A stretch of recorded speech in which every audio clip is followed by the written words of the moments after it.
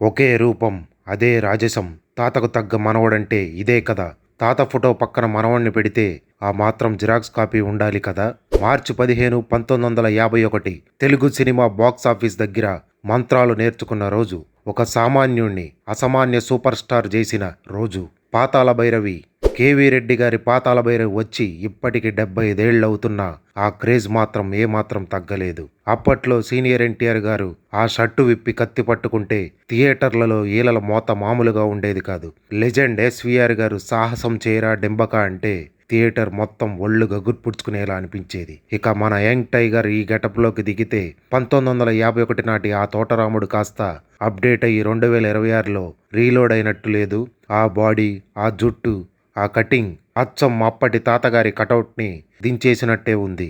అప్పట్లో మంత్రగాడు సాహసం చేయరా డెంబక అన్నాడు. కానీ ఈ లుక్లో తారకను చూసి ఆ మంత్రగాడి కూడా ఫ్యూజులు ఎగిరిపోయేలా అంటాడేమో. ఒరే డెంబక, వాడు మామూలు వ్యక్తి కాదు, సాక్షాత్తు యంగ్ టైగర్. వాడు గర్జిస్తే పాతాళం దద్దరిల్లిపోవాల్సిందే. సాహసం వద్దు, తోక ముడిచి పారిపోదాం పదా. డైమండ్ జూబ్లీ దాటిన, సెంచరీ కొట్టిన ఈ బాక్సాఫీస్ తోటరాముడు మన సీనియర్ ఎన్టీఆర్ గారు. అలాగే మాంత్రికుడు లెజెండ్ ఎస్వీఆర్ గారి క్రేజ్ అనేది అన్బీటబుల్ అనే చెప్పాలి. మరి ఈ జనరేషన్ తోటరాముడు మన యంగ్ టైగర్ పక్కన ఆ మంత్రగాడి రోల్లో ఎవరిని చూడాలనుకుంటున్నారు?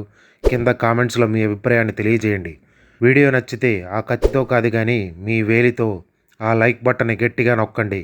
ఇలాంటి మరిన్ని క్రేజీ అప్డేట్స్ కోసం మన మూవీ షాట్ 24 ఫ్రేమ్స్ని సబ్స్క్రైబ్ చేసుకోవడం మర్చిపోకండి.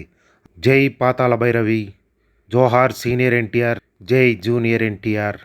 Thank you, love you all.